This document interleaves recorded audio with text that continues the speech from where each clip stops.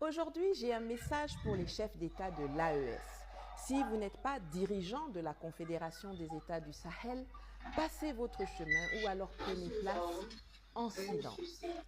Excellence, je voulais juste vous rappeler que vous n'êtes pas entré dans l'histoire de l'Afrique et dans le cœur de ses populations parce que vous êtes démocrate.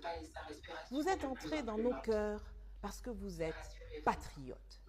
Également, vous ne resterez pas dans l'histoire de l'Afrique et dans le cœur de ses populations ou de qui que ce soit d'ailleurs parce que vous êtes démocrate. Vous resterez dans l'histoire de ce continent et même du monde et dans le cœur des populations parce que vous aurez restauré la sécurité sur l'intégralité du territoire confédéral, instauré la rigueur et la moralisation de la vie publique en combattant sans merci la corruption et en extirpant radicalement tous les reliquats de l'ancien système qui traînent dans vos entourages, dans vos administrations et dans vos économies et qui freinent la marche vers la liberté et le progrès dans laquelle nous sommes engagés depuis très longtemps en ce qui me concerne. Les lignes financement des élections et des partis politiques doivent disparaître des budgets nationaux pour être dédiés à des projets structurants dans l'énergie, dans le transport, dans l'agriculture, dans l'industrie.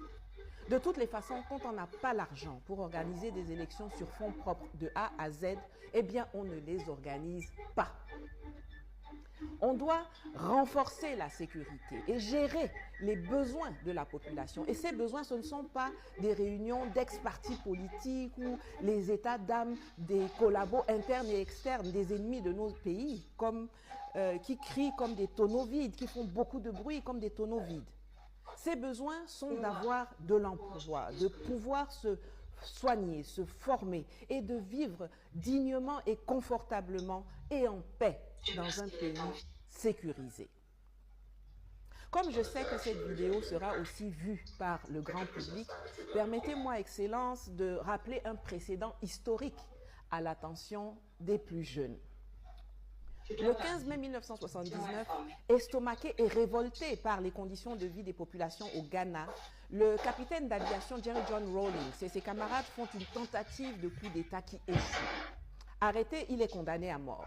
Mais 3 semaines plus tard, le 4 juin 1979, des sous-officiers envahissent la prison, le libèrent et l'emmènent à la maison de la radio pour